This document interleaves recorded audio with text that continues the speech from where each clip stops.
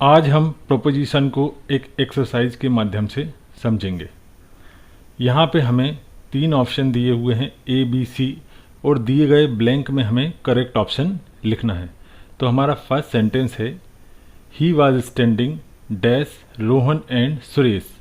वह खड़ा हुआ था डैश रोहन और सुरेश। तो क्या है आएगा इसमें बीच में। तो बीच जब दो व्यक्तियों के बीच में या दो वस्तुओं के बीच में का सेंस आए तो हम वहाँ पे जो वर्ड यूज़ करते हैं वो होता है बिटवीन। तो यहाँ सही आंसर होगा हमारा ए, बिटवीन। दो के बीच में कोई बात है तो हम बिटवीन का यूज़ करते हैं। हमारा नेक्स्ट सेंटेंस है, Mohan distributed chocolates dash the children. तो मोहन ने चॉकलेट बांटी डैश द चिल्ड्रेन, बच्चों में। तो यहाँ भी मतलब बीच में का सेंस आ रहा, बच्चों के बीच में बांटी या बच्चों में बांटी। तो यहाँ हम क्या देख रहे हैं, दो से अधिक की बात आ रही। जब दो से अधिक के बारे में किसी चीज़ को डिस्ट्रीब्यूट करना हो या दो से अधिक लोगों के बीच में हो वो, तब हम अमोंग का यूज़ करते हैं। तो यहाँ हमारा राइट आंसर है अमोंग। हमारा थर्ड सेंटेंस है, ही सेड डैश मी। और यहाँ पे ऑप्शन है हमारा ए बिसाइड और बी बाय, और सी में है बिसाइड और बाय दोनों। तो ही सेड डैश मी मतलब वह बैठा मी। तो मेरे बगल में के सेंस में हम यूज़ कर रहे हैं, तो बगल में के सेंस में हम बिसाइड का यूज़ भी कर सकते हैं और बाय का यूज़ भी कर सकते हैं। तो यहाँ हमारा करेक्ट ऑप्शन क्या होगा, सी। तो बगल में के सेंस में हम या पास में के सेंस में हम बिसाइड और बाय दोनों का यूज़ कर सकते हैं। नेक्स्ट है हमारा, dash a book comma Roshni bought a pen. एक बुक और रोशनी बॉट ए पेन, और पेन भी खरीदा। तो यहाँ के अलावा का सेंस आ रहा है, के अलावा या के अतिरिक्त। तो यहाँ हम देखते हैं लिखा हमारे पास ऑप्शन ए है बिसाइड, दूसरा बिसाइड्स और तीसरा विथ। तो के अलावा या के अतिरिक्त के लिए हम बिसाइड्स का यूज़ करते हैं। तो यहाँ हमारा क्या ऑप्शन आएगा, बिसाइड्स। बिसाइड्स ए बुक मतलब बुक के अलावा, रोशनी बॉट ए पेन, रोशनी ने पेन भी खरीदा, बुक के अलावा पेन भी खरीदा। तो यहाँ के अलावा के सेंस में हमने बिसाइड्स का यूज़ किया। हमारा नेक्स्ट सेंटेंस है, डोंट लाफ डैश हिम। तो यहाँ हमको मालूम है लाफ के साथ हम एट प्रपोजिशन का यूज़ करते हैं। तो यहाँ पे हमने एट का यूज़ किया, डोंट लाफ एट हिम। उस पे मत हंसो, don't laugh at him. Next sentence है हमारा, ही इज़ गुड डैश इंग्लिश। तो जब भी आप गुड के साथ किसी पर्टिकुलर चीज़ की बात करते हैं तब हम एट का यूज़ करते हैं। तो यहाँ हम काय का यूज़ करेंगे, हमारा करेक्ट आंसर क्या होगा, B, at. He is good at English, वह इंग्लिश में अच्छा है। सेंस तो हमारा में निकल रहा है लेकिन हम यहाँ पे एट का यूज़ करते हैं, good at English. The dog was barking dash मी। तो बार्किंग के साथ भी हम एट प्रपोजिशन का यूज़ करते हैं। द डॉग वॉज बार्किंग, कुत्ता भौंक रहा था एट मी, मुझ पर। तो यहाँ पे एट का यूज़ किया जाता है, बार्क के साथ हम एट का यूज़ करते हैं। नेक्स्ट है, the car was running dash A speed of 80 kilometre per hour. तो यहाँ हम देखते हैं एक पर्टिकुलर स्पीड की बात हो रही है। कार वॉज रनिंग, कार चल रही थी एट। तो यहाँ पे हम पर्टिकुलर स्पीड के साथ काय का यूज़ करते हैं, एट का। तो at a speed of 80 kilometre per hour. तो यहाँ हमने एट का यूज़ किया। तो हमारा करेक्ट ऑप्शन क्या होगा, ए।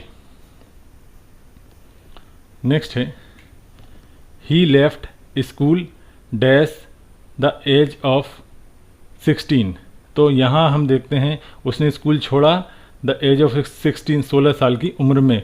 तो सेंस तो हमारा मे का आ रहा है लेकिन यहाँ पे हम इनका यूज़ ना करके एट का यूज़ करते हैं। कोई पर्टिकुलर एज की बात होती है तो हम एट का यूज़ करते हैं। तो यहाँ हमारा फर्स्ट ऑप्शन करेक्ट होगा, he left school at the age of 16। Next है, he lives dash Mumbai dash Juhu. तो जब भी किसी बड़े शहर या देश की बात करते हैं हम तो इनका यूज़ करते हैं। तो हमारा फर्स्ट ऑप्शन क्या आएगा, ही लिव्स इन मुंबई, वह मुंबई में रहता है।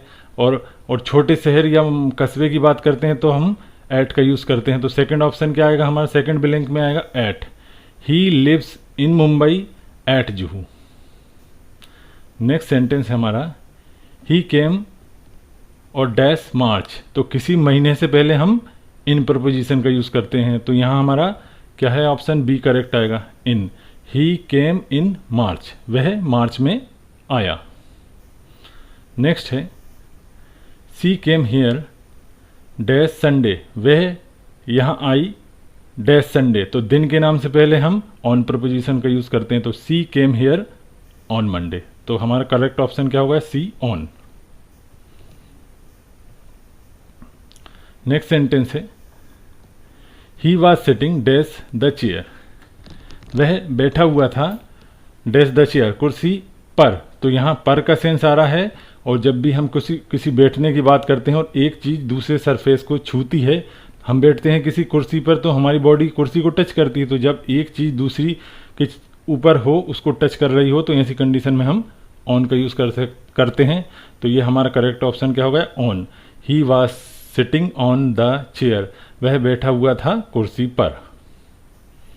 नेक्स्ट है सी रोट ए बुक, उसने किताब लिखी डैश इंडिया।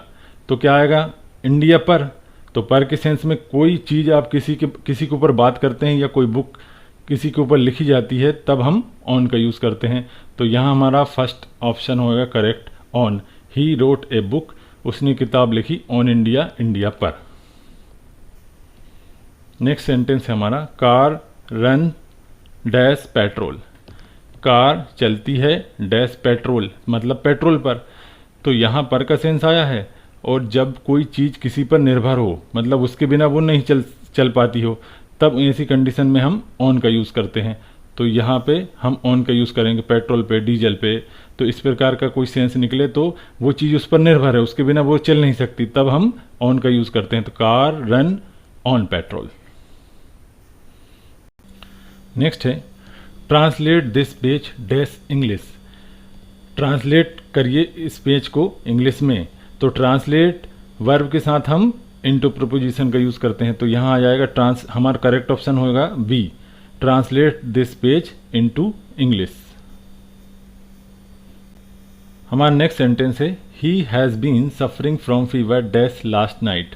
तो यहाँ हम देखते हैं लास्ट नाइट हमारा एक पॉइंट ऑफ टाइम है, निश्चित समय है, सुबह से, रात से, दोपहर से। तो ये हमारा एक निश्चित समय होता है, पॉइंट ऑफ टाइम होता है। तो पॉइंट ऑफ टाइम से पहले हम सिंस का यूज़ करते हैं। तो हमारा यहाँ करेक्ट ऑप्शन क्या हो जाएगा, C, since. He has been suffering from fever since last night, उसे बुखार आ रहा है लास्ट नाइट मतलब कल रात से। नेक्स्ट है it has been raining dash 2 hours. तो यहाँ हम देखते हैं 2 आवर्स आया। 2 आवर्स हमारा एक क्या है, पीरियड ऑफ टाइम है। 2 घंटे, 4 घंटे, 5 दिन, 10 दिन। तो ये हमारा क्या होता है, पीरियड ऑफ टाइम होता है, अनिश्चित समय होता है। तो यहाँ हम क्या करते हैं, फॉर का यूज़ करते हैं। तो हमारे यहाँ करेक्ट ऑप्शन क्या हो जाएगा, for. It has been raining, वर्षा हो रही है, और फॉर 2 आवर्स, 2 घंटे से। तो यहाँ से के सेंस में हमने फॉर का यूज़ किया, और ये हमारा एक पीरियड ऑफ टाइम है। नेक्स्ट है he caught me dash the neck. तो जब भी हम कोई शरीर के अंग को पकड़ने की बात करते हैं, तब हम बाय प्रपोजिशन का यूज़ करते हैं। तो यहाँ हमारा करेक्ट ऑप्शन क्या हो जाएगा, बाय। ही कॉट मी, उसने मुझे पकड़ा, बाय द नेक, गर्दन से। तो यहाँ से का सेंस निकल रहा है, लेकिन हम कोई शरीर का अंग पकड़ने की बात करते हैं तो हम बाय का यूज़ करते हैं। तो करेक्ट ऑप्शन क्या होगा हमारा, बाय। नेक्स्ट है the tiger was killed dash Ram. तो यहाँ हम देखते हैं पैसिव वॉइस का सेंटेंस है, और कोई कार्य यदि कोई ह्यूमन बीइंग ने किया है पैसिव वॉइस में, तो हम उसके द्वारा के सेंस में उसके साथ हम बाय का यूज़ करते हैं। तो हमारा करेक्ट ऑप्शन क्या हो जाएगा, B, by. The tiger was killed, शेर मारा गया, बाय राम, राम के द्वारा। तो यहाँ correct option B, by. Next है he wrote a letter dash a pen, उसने पत्र लिखा पेन से। तो जब भी हम कोई नॉन लिविंग थिंग्स का यूज़ करते हैं, उसे टूल या औजार की तरह उसका यूज़ हम करते हैं। उससे कोई काम निकालते हैं तो उसके साथ हम विथ का यूज करते हैं। तो he wrote a letter with a pen, pen से, उसने पत्र लिखा पेन से, तो करेक्ट ऑप्शन क्या होगा हमारा विथ। नेक्स्ट है सी इज कटिंग वेजिटेबल, वह सी इज कटिंग वेजिटेबल्स, वह सब्जियां काट रही है, और डैश ए नाइफ, तो यहाँ हम देखते हैं नाइफ का भी एक टूल की तरह यूज हो रहा है, तो उससे हम काम निकाल रहे हैं, तो ऐसी कंडीशन में हम काय का यूज करते हैं विथ का। तो यहाँ करेक्ट ऑप्शन क्या हो गया with. She is cutting vegetables, वह सब्जियां काट रही है विथ ए नाइफ, चाकू से। नेक्स्ट है आई हैव कम, मैं आया हूं डैश बस, बस से, तो यहाँ से का सेंस आ रहा है, और कोई यातायात के साधन से पहले हम बाय का यूज करते हैं, बस से, शिप से, एरोप्लेन से, तो यहाँ हमारा क्या ऑप्शन हो जाएगा बाय। ए हमारा correct answer A by. I have come by bus. Next sentence है the eggs are sold dash the dozen, तो यहाँ पे हम देखते हैं अंडे बेचे गए द डजन मतलब दर्जन के हिसाब से, तो के हिसाब से, के दर की दर से, के सेंस में हम बाय का यूज करते हैं, तो यहाँ हमारा करेक्ट ऑप्शन क्या हो जाएगा बाय, मतलब दर्जन के हिसाब से, किलो के हिसाब से, इस प्रकार से लीटर के हिसाब से, ऐसा हमारा अर्थ निकलता है सेंटेंस में हम, तो हम बाय का यूज करते हैं। द एग्स आर सोल्ड, अंडे बेचे जाते हैं बाय द डजन, दर्जन के हिसाब से। नेक्स्ट सेंटेंस है हमारा it is 4 o'clock dash my watch, तो टाइम बताने के लिए भी हम वाई का यूज करते हैं, तो यहाँ हमारे सेंटेंस में करेक्ट ऑप्शन होगा B by. It is 4 o'clock by my watch. Next sentence है he has died dash cancer, वह मर गया है कैंसर से का सेंस निकल रहा है, लेकिन हम यहाँ फ्रॉम का यूज नहीं करेंगे। जब भी कोई गंभीर बीमारी से कोई मरता है तो उसके साथ हम ऑफ प्रपोजिशन का यूज करते हैं। ही हैज डाइड ऑफ कैंसर, वह मर गया है कैंसर से या कैंसर के कारण, तो यहाँ रीजन बताने के लिए हम ऑफ का यूज करेंगे, he has died of cancer. Next sentence है he is suffering dash fever, तो सफरिंग हमारा फ्रॉम प्रपोजिशन लेता है, तो हमारा इसका करेक्ट आंसर क्या हो जाएगा ए फ्रॉम। नेक्स्ट सेंटेंस है he is leaning dash the ball, तो लीन के साथ हम, लीन मतलब होता है टिक के खड़ा होना, तो लीन के साथ हम अगेंस्ट का यूज करते हैं, मतलब ही इज लीनिंग, वह खड़ा हुआ है दीवार से टिक कर, तो अगेंस्ट का यूज करेंगे हम, अगेंस्ट, लीन के साथ हम अगेंस्ट का यूज करते हैं।